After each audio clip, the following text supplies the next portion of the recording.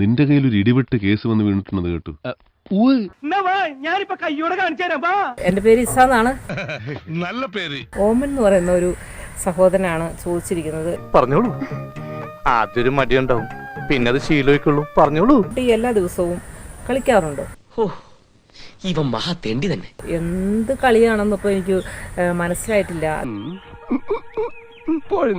ഇപ്പൊ കളിയെന്ന് ഉദ്ദേശിക്കുമ്പോ ഇപ്പം ഞാൻ കളിക്കാറുണ്ട്. കൊതിപ്പിക്കല്ലേ ഭഗവാനെ.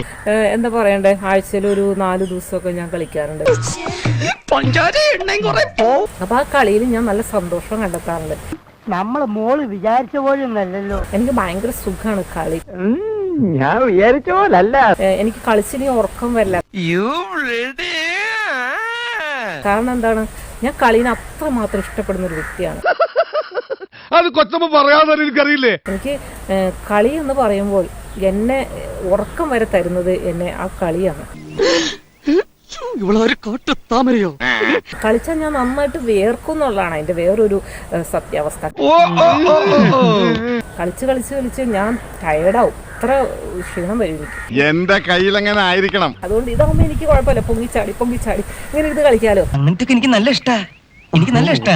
അപ്പൊ ആ ഒരു കളി നല്ല സുഖം തോന്നി. കാരണം പൊങ്ങുക താഴെ അങ്ങനെ ചെയ്യുന്നത് നല്ല ഇതാണ് എനിക്ക് തോന്നി. കാരണം ബോഡി ഫുള്ളൊന്ന് അനങ്ങാണല്ലോ. ഇവിടെ പറഞ്ഞതിലും കാര്യമുണ്ട്. കളി എന്താണെന്ന് അറിയണ്ടേ. എന്റെ വീടിന്റെ തൊട്ടടുത്ത് പാടമാണ്. ആയിക്കോട്ടെ, കളിക്കണത് നമ്മൾ രണ്ടുമാണെങ്കിലോ. പാടത്ത് ഒരു 5-8 കുട്ടികള് ഷട്ടിൽ കളിക്കാൻ വരും. അപ്പൊ ആ ഷട്ടിൽ ഞാൻ കളിക്കും കൂടെ. ആളെ കഷ്ടപ്പെട്ടത് വെറുതെ. അപ്പൊ അതാണ് ആ കളി, എന്റെ കളി. ഞാൻ അത്രയും കടന്ന് ചിന്തിച്ചില്ല. ചിന്തിക്കണം. കളി കളിച്ചാൽ ഞാൻ നന്നായിട്ട് വേർക്കുകയും ചെയ്യും, നന്നായിട്ട് ടയർഡ് ആവുകയും ചെയ്യും. മതി സത്യം പറഞ്ഞു പോയേ. ഇതുപോലുള്ള സത്യം മേലിലൂടെ മിണ്ടി പോകരുത്. അപ്പൊ ആ കളി ആണ് ഞാൻ ഉദ്ദേശിച്ചത്. ഞാൻ ഉദ്ദേശിച്ചത് വേറെ, ഈ പുല്ലന്മാർ ഉദ്ദേശിച്ചത് വേറെ.